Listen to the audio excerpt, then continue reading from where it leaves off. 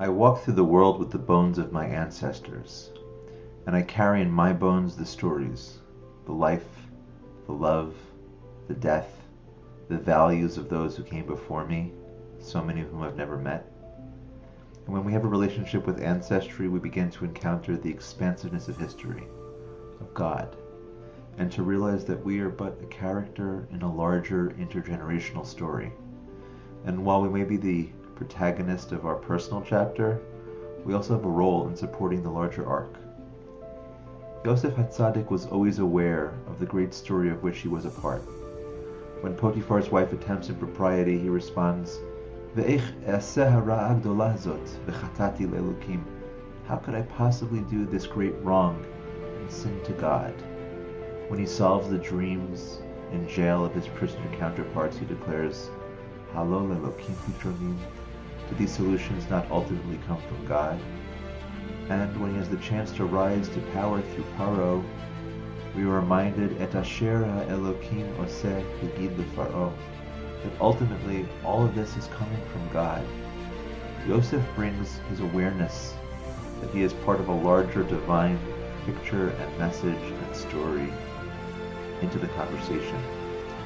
And while it's true that Yosef acted towards his brothers in a punitive fashion, temporarily losing sight of his place in the story, he ultimately returns to the truth.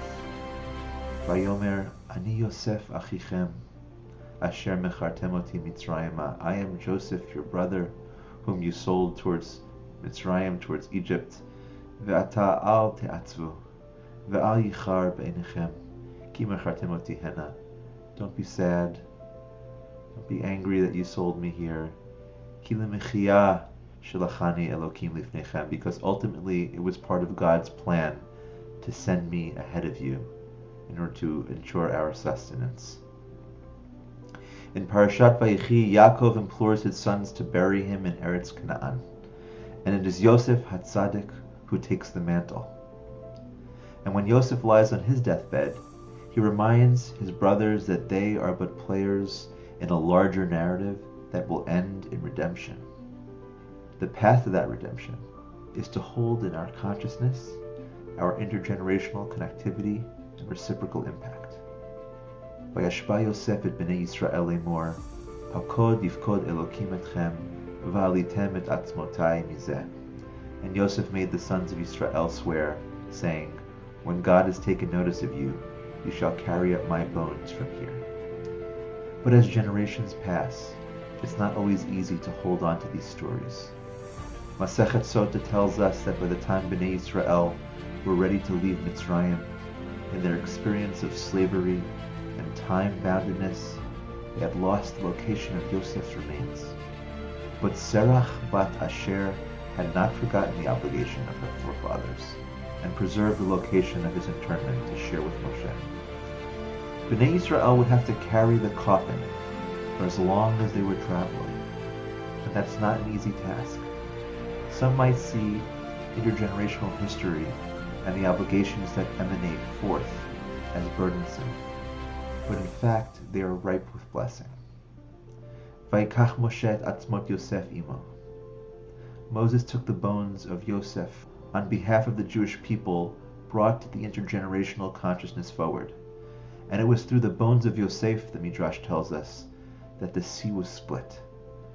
Throughout the 40 years, Bnei Israel continued to carry the bones of their ancestor, the yoke of their heritage, and the privilege of the redemptive promise.